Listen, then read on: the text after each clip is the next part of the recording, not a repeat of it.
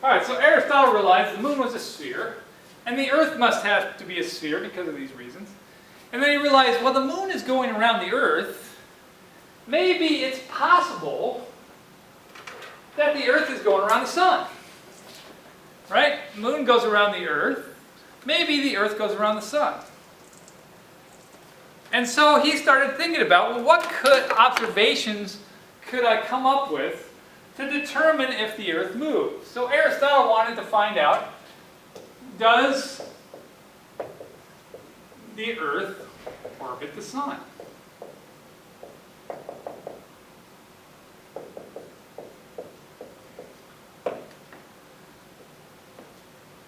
Or vice versa, does the sun go around the Earth?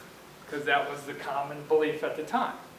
But that was the great thing about the Greeks. They didn't take things for granted or take what, oh, everybody says this. They're like, no, well, let's question everything and see what we can figure out.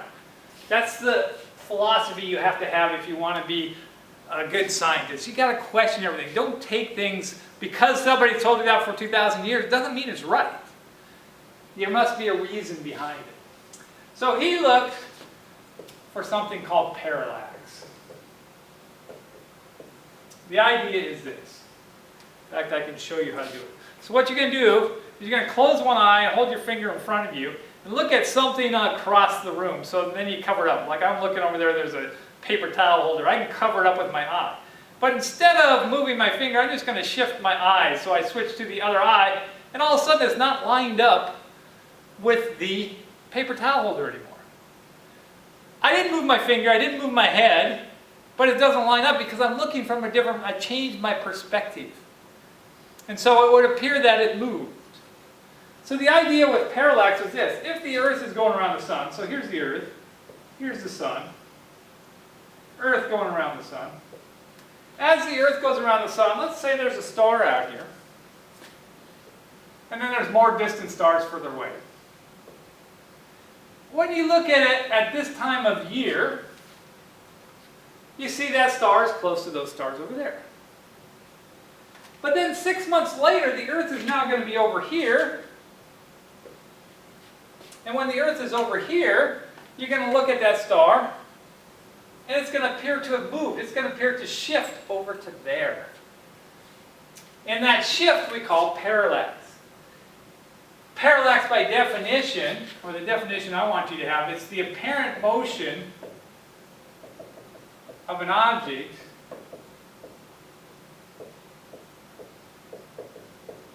because of the observer's motion.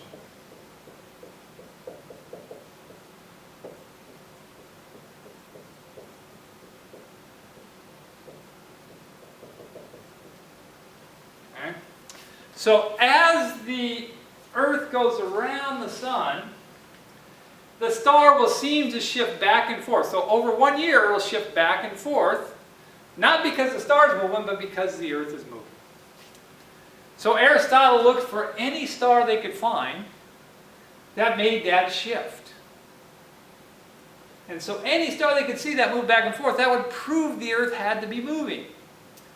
He didn't see any. So Aristotle did not see parallax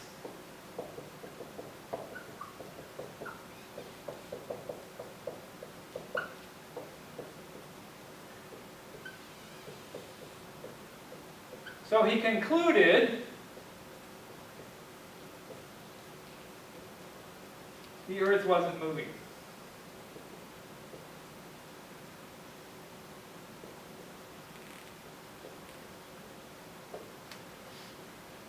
Okay. And like I said, what Aristotle said became very powerful. And so it took a long time to get over this notion that Earth wasn't moving.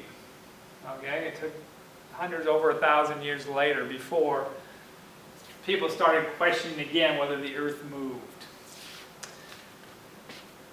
Because Aristotle said it. Because there were other Greeks, there was a Greek that we're going to talk about in a second, named Aristarchus, and he said that the Earth went around the sun, but he couldn't prove it. And he couldn't prove it, and Aristotle said the opposite. It wasn't believed by that many people.